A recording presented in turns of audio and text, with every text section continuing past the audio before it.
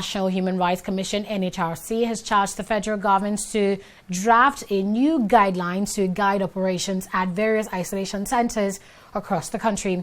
Executive Secretary of the Commission, Tony Ojukwu, gave the charge while reacting to reports of stigmatization of COVID-19 patients in Nigeria.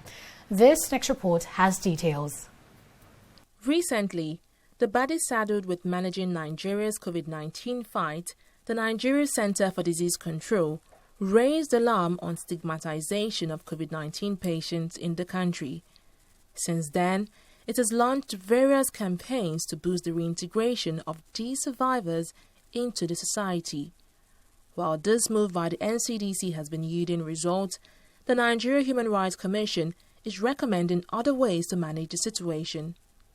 You could see people narrating a lot of stories about their experiences in the so-called isolation centers, which in the first place we think these isolation centers is the stigmatization name. There's some stigmatization attached to that.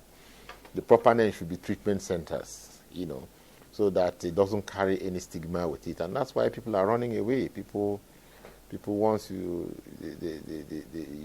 tell them that they are positive, they take off. They don't want to go there. You could see some demonstrations in Gombe, and people trooped out from the center and mixed up with people along the streets. You could see some complaints from Kano. You could see some complaints in Jos, So it was obvious that the missing gap was that the way these centers were being run were not in line with the guidelines. They were not in line with minimum standards because even though those places are treatment centers, they are also a detention center in a way. To contain the COVID-19 pandemic, the Nigerian government joined other world leaders to impose a lockdown in major affected states. This saw a rise in human rights violations across the country. The NHRC has now advised the federal government to consider the present realities in the country before imposing any more lockdowns. 104 complaints in 3 weeks, then 105 complaints in 2 weeks. You can really see that the rate of violation of human rights reduced more, but still they were still violation of human rights. And we saw video clips of where people were staying in front of their houses and they were being molested by security agents.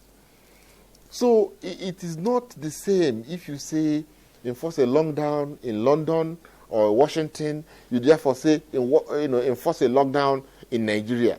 The conditions are not the same. The infrastructure is not the same.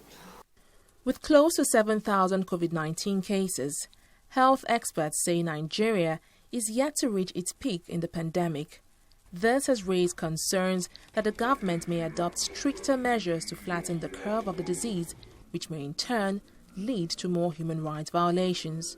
Fidelia Aguncha, TV360, Lagos.